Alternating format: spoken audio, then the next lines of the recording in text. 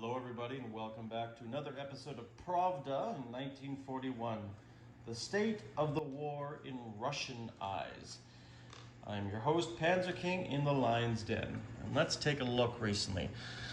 Currently right now, we are in July of 1941 and Japan's turn has just gone. And once again, Japan is on the move. They've recently taken southern India away from the Far East Command, leaving a bastion of resistance in the north, with the capital being the Taj Mahal there in the northern territories that are still free, but that may not last for long. The Japanese are building quite a garrison down there. And that worries me as well, just because a strong ally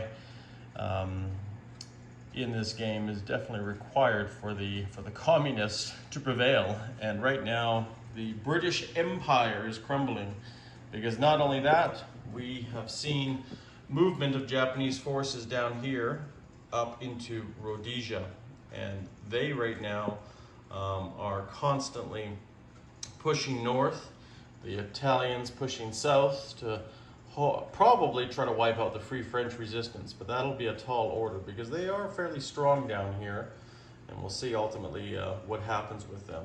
But nonetheless, the war in the Atlantic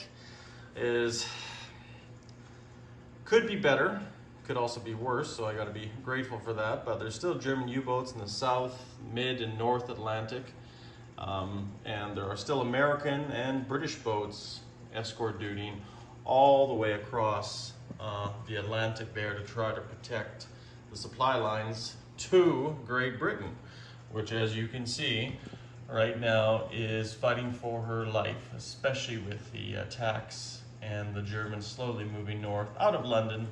A true battle of Britain, where the Germans now are being victorious and hopefully eliminating the British in their point of view. But if I'm able to, I would love to send Lend-Lease to my allies next turn, but we'll see what the Germans have up their sleeve.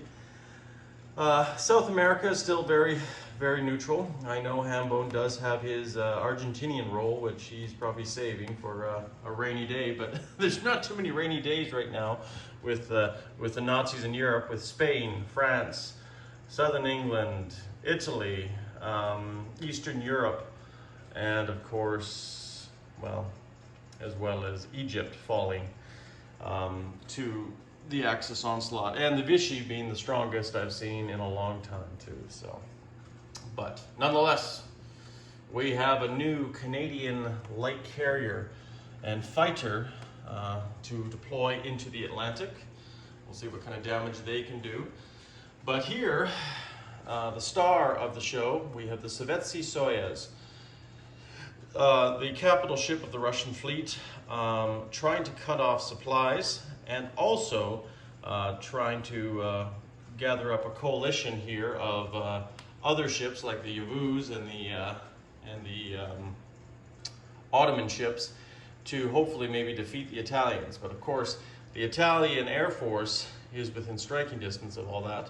However, the saving grace is we have the Queen Elizabeth in the Hood, as well as a few other ships that might be able to force this strait, since the coastal gun is actually now gone in this sea zone, and we can remove that. But they could force that strait and possibly attack and engage the Italians there. So we'll see what happens. We need to keep the Italians occupied, and the Russians are going to try to do their best to do that. Back over here in the Pacific, hopefully we'll see some aggression with a strong Australian naval flotilla down here, and hopefully start taking back some of these money islands. India is very strong, but Japan's navy is occupied in the north because the American fleet, with the Enterprise and the light carrier Anzio, her fleet, and 4 battleships, are quite a challenge to the Japanese forces, and the Japanese have built quite a destroyer flotilla this turn. But 16 new light cruisers have been laid down here off the west coast of the United States, pretty much giving them almost a 2-to-1 advantage in naval gunpowder. And we probably know where they're going. They're going for the heart of Japan. But Japan is heavily fortifying its island chain So, could be a long battle there, but if victorious, and if Japan is defeated, all the gains that Japan makes in India, in Africa, China will just go poof. So, on the home front, Russia has to hold out, and right now we are looking at quite an onslaught. We're taking a little bit of pressure off the British here, but not much. You can see most of it's all going eastward because Russia is mobilizing its forces too. We may see the fall in the following turns of cities like Kiev and Smolensk, but we have our great Guards armies, the 1st and the 7th, under Konyev and Zhukov to hopefully repel that. And then in Leningrad, we have a very large army with an air force comprising of Vatutin's forces to defend that city. But we have Wilhelm von Kleist in the north with his Army Group North, and he will be probably trying to be pushed into these two territories or further south. But we have the 1st Army to repel that attack, and I think that would be very crucial in the north to push the Germans back, putting a lot more pressure on Zhukov's 7th Army to defend the rest of Russia. But further south, we have the 6th Army, and the 6th Army under Yeremenko has 6 cavalry in that zone alone, willing to send its forces to the south to help engage the Italians down here, or to go north into this sector to help off Zhukov and defend these areas and protect the oil fields of Baku. The German commander Guderian is marshalling his panzer forces, as well as Manstein in the south. So we're up against some very strong German generals. So we'll see what happens there. These lovely two countries, Sweden and Norway, have stayed neutral throughout this game.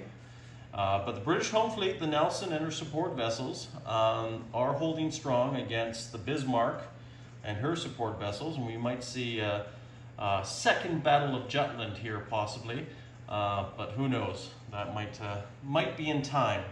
But we do have the German U-boat menace. We got U-9 in the north, U-29 or U-292, U-183, and U-828 hovering around the British Isles in a vain, or a very successful, but hopefully vain effort to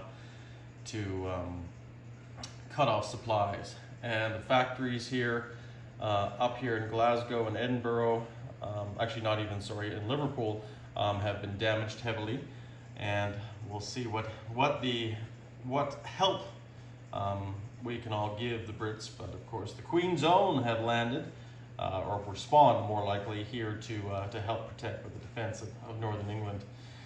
Churchill has not left Great Britain, but it is worried if this territory falls next that the royal family has already fled to Canada, but we might see the government move before it's too late if Great Britain falls.